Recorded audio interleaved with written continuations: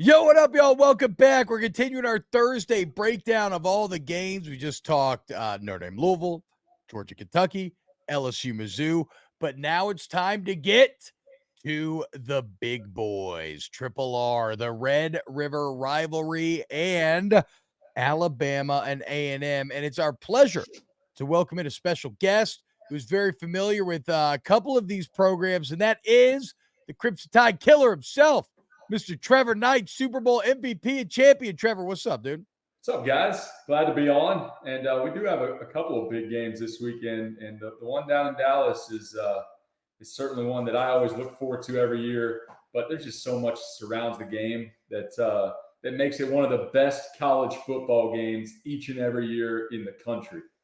And it's even better this year, Trevor, because both teams are actually good. Both teams undefeated. Both teams are looking like the clear favorites in the Big 12. Both teams with head coaches that had a lot of questions entering the season. Now both fan bases fully believe. But take us behind the scenes, because you mentioned all the kind of extra, the accoutrement, just everything going on around the game. What's it like playing in the Red River Rivalry? Well, there's some really big rivalry games across the country, right? And so I'm biased, and I'm going to say that this is the best just because there are some things about it that make it so unique. And I think the biggest one is the perfect 50-50 split right down the middle. That's badass. On one side, crimson on the other.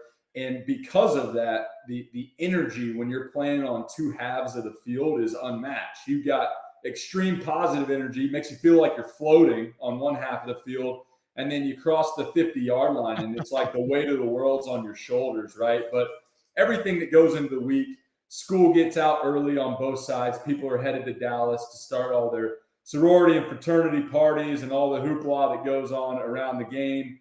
Even grade school kids are getting out of school so they can go down to the game, right? But I think what's unique about being at OU is you get to actually physically cross the Red River on the way to Dallas. And so adds a little something to it. There's a lot of kids from the state of Texas that go to OU, a lot of kids from the state of Texas that play on the team at OU. So there's tons of bragging rights that go into it. But the second you get into Dallas with the police escort, you've either got people banging on the bus, screaming for you in support, or you've got middle fingers flying and people just saying F you every time they see you. So it's a pretty special deal. I will agree with you on the 50-50 split, because there's obviously, we talk about Georgia, Florida a lot, and we'll talk about that game here in a few weeks. And Kirby's pushing it to go from Athens to Gainesville, home and home kind of situation. But like, there's just so much energy and excitement when you got that 50-50. It's rare. There's only 3 games that do it in college football. You guys being one and us being another one. So, and then Army Navy at the end of the season. I want to go to just the rivalry in the sense of, at times certain teams are better. Like, to me, I look at the rosters this year, I kind of feel like Texas has the better roster, but does that even matter in a game like this? Have you ever experienced where maybe OU was far superior, but yet it was a closer game, or vice versa during your time? All the time, right? I mean, you can go to this game and one can be completely unranked and having a down year, and the other would be number one in the country. And the team that's supposed to be better and supposed to win could lose the game by 4 touchdowns, right? I mean, that's what a rivalry game's all about. However, this year specifically, it quite honestly, it's pissing me off, right? Yeah, get it, Trevor. Lean into it. Fuck him. Yeah. Fuck Texas. Tell him. Don't get me wrong. I think Texas deserves a lot of credit. They're a good football team. They've got a ton of weapons. They absolutely deserve to be where they're at and in the conversation, but they haven't been relevant in this conference in a decade outside of 1 year. And every conversation that I'm hearing is like, you come down and join us for college game day. We're the team to beat this year, right? It's like, wait, hold on. We've won, I think, 14 Big 12 titles, and you guys have won 3. You haven't won a Big 12 title in well over a decade.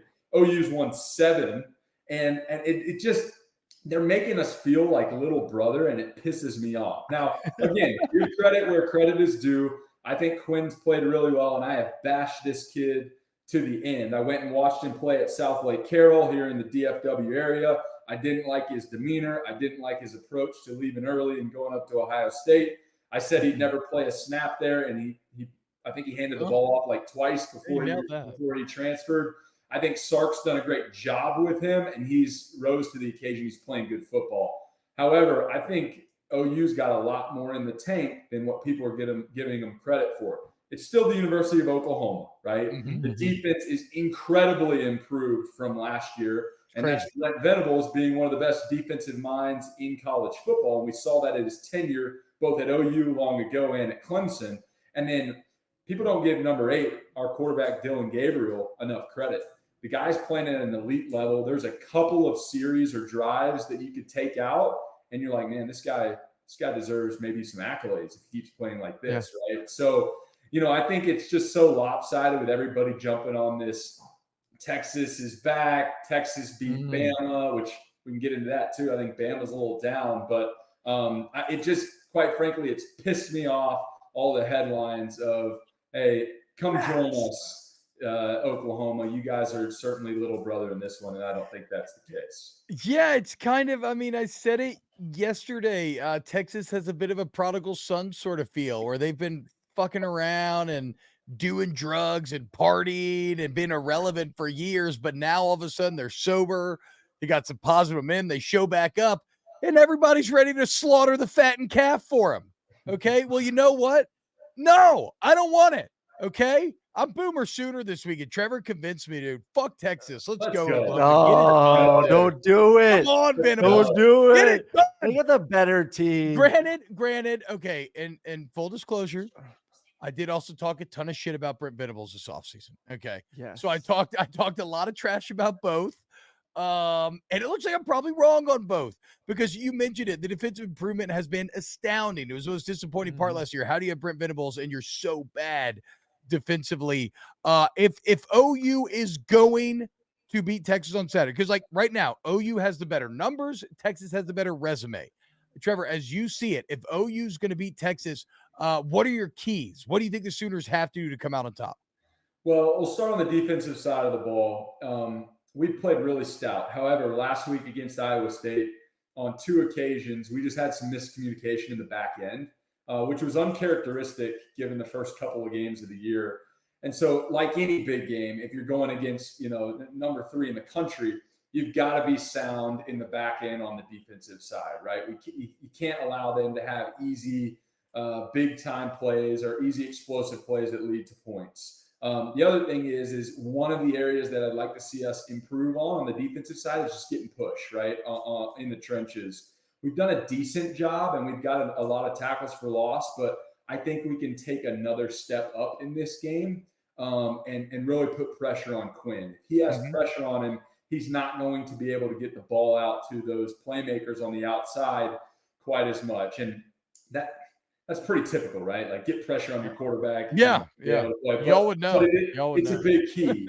So we've got to play great. We've got to play great on the defensive side of the ball and not allow those big plays. And we've been able to force a lot of turnovers in the back end. So stealing a couple of those is going to be huge as well. Now, on the offensive side, we've thrown the ball with a lot of efficiency. Our wide receiver room has really stepped up. That was my question mark coming in the year.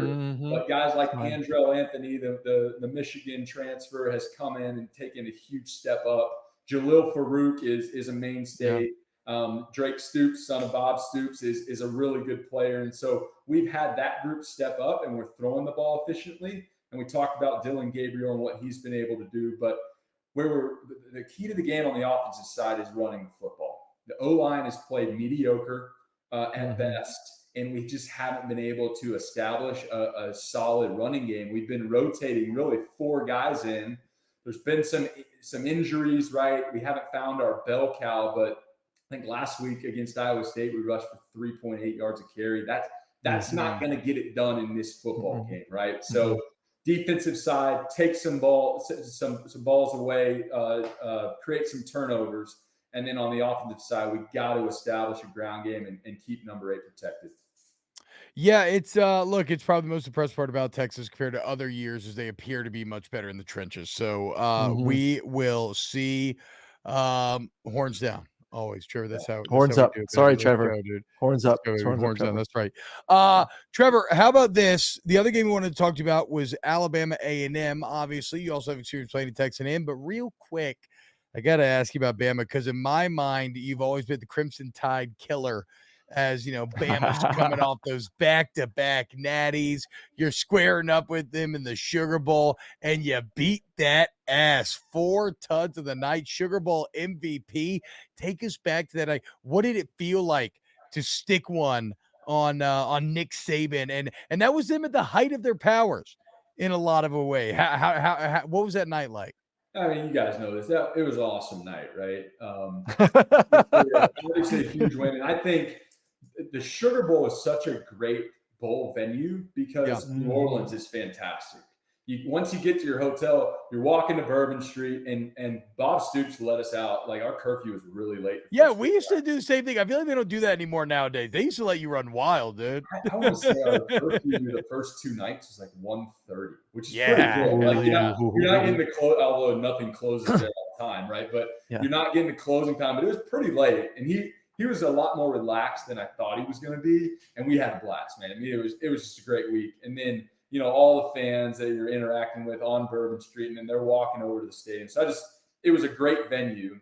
And then I was a young guy, man, so my head was still kind of spinning. It would have been a little bit of an up and down year. I started the year, then Blake Bell came in for some time, played really well. Then he got hurt, and I came back in. So it was kind of like I didn't know my own identity yet, and we didn't know our identity as the team. But quick story from the game, and you guys will appreciate this.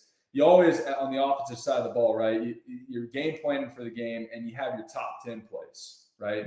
That's the play you're going to run in the game, and then situationally, if everything went perfectly, which it never does, you're going to try and run those first 10 plays. I think we ran 9 of the first 10 in that game because Kirby Smart was the DC, and he came out. We didn't know if he was going to change a lot of things, and he took the mindset of, we've got Landon Collins, we've got Clinton Dix, we've got CJ Mosley. Wow, those are some names. So we're just going to do what we do.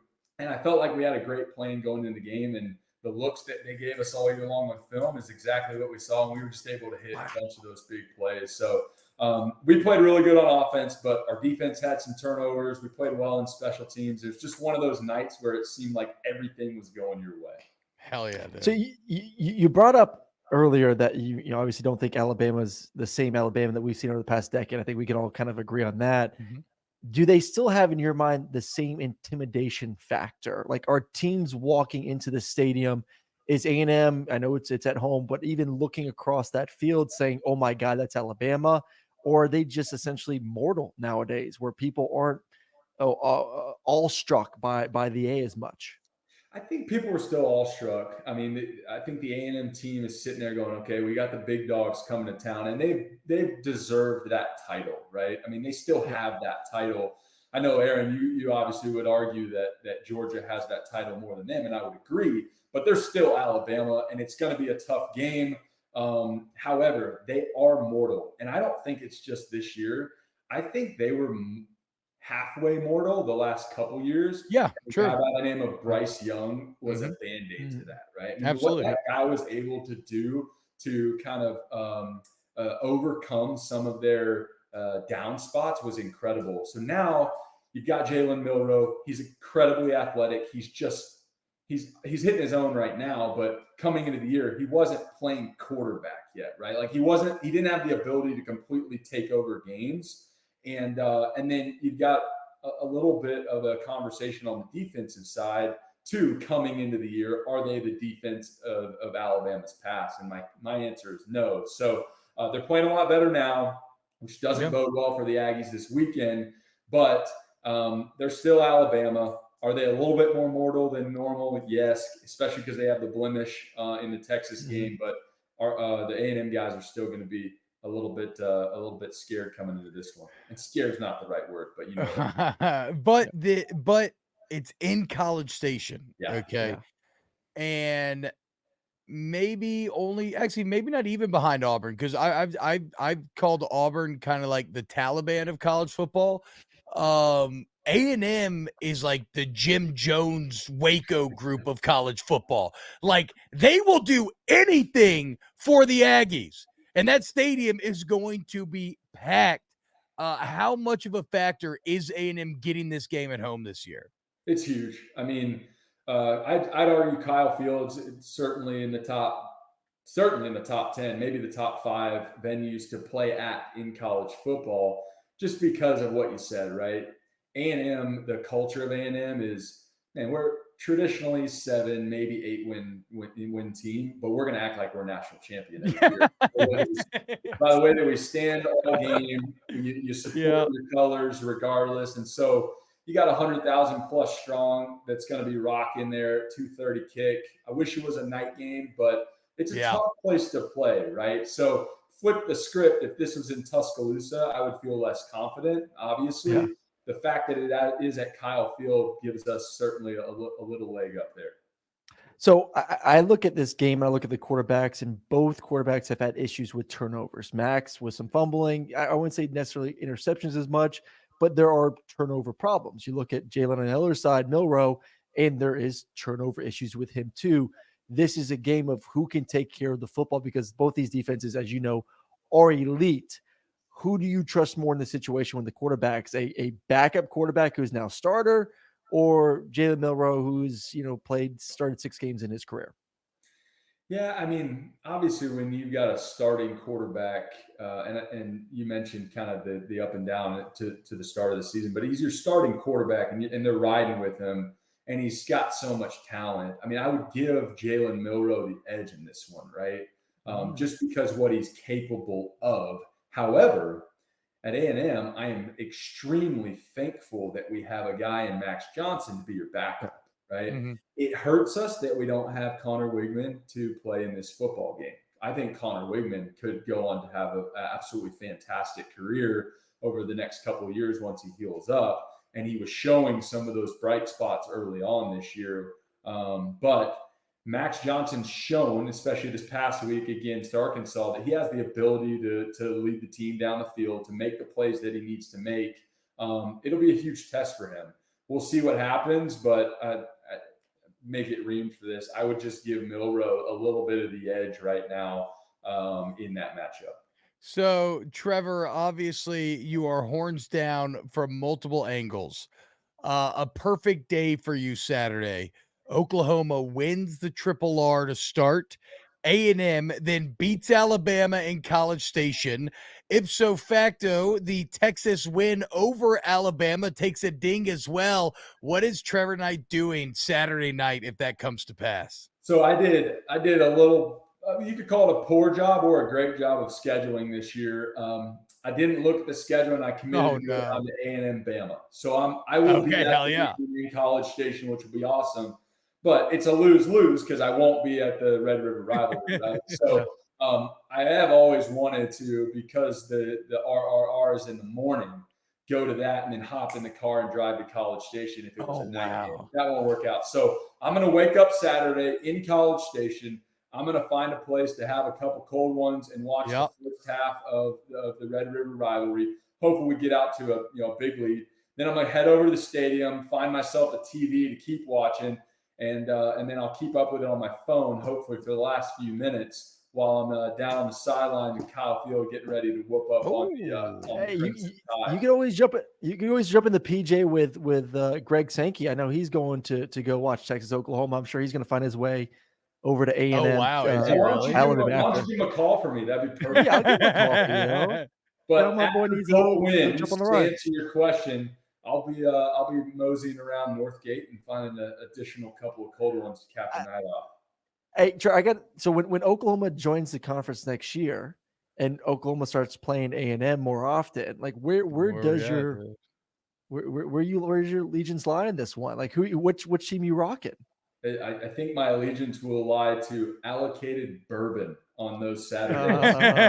Pour a nice full glass of bourbon, sit back and enjoy. But it hasn't happened yet, so I don't know. I don't know how I'm going to feel. I played 4 years at OU, loved every second of it, played a lot of ball, still consider myself a Sooner and get up there often. And then the chance to go down and finish my career out at A&M got a degree from there and consider myself an Aggie. I mean, I truly do split my chest in terms of I love both of these programs. And so it'll be interesting going into next year, just kind of trying to decide which way am I leaning on any given Saturday. I'll probably never reveal that to the public, but there may be something. Were you the same number at both spots? Were you same number? I was number 9 at OU and number 8 at A&M. I was gonna say that you do like a split jersey if you had the same number, but it's a couple nice jerseys to throw on the wall, though, dude. Those are two cool jerseys to have on the wall. Yes. It's not quite JT Daniels levels, the GOAT. I wish he would have gone to a better school to Rice and finish it off, but those are two badass ones for the man cave. Trevor Knight, a man who's got a lot on the line on Saturday, right? It could go 50-50. You could be purely ecstatic, or you could be purely depressed, but that's the beauty of college football. Trevor, thank you so much for joining us, man. Thanks, guys. Have a great weekend. Enjoy all the great games. We'll talk soon. Hell yeah. All right. Remember, snaps tomorrow. We got our gambling with Colin Wilson. You're going to want to tune in for that. And we'll catch you next time. YouTube.com/@VolumeSnaps. Talk to you later.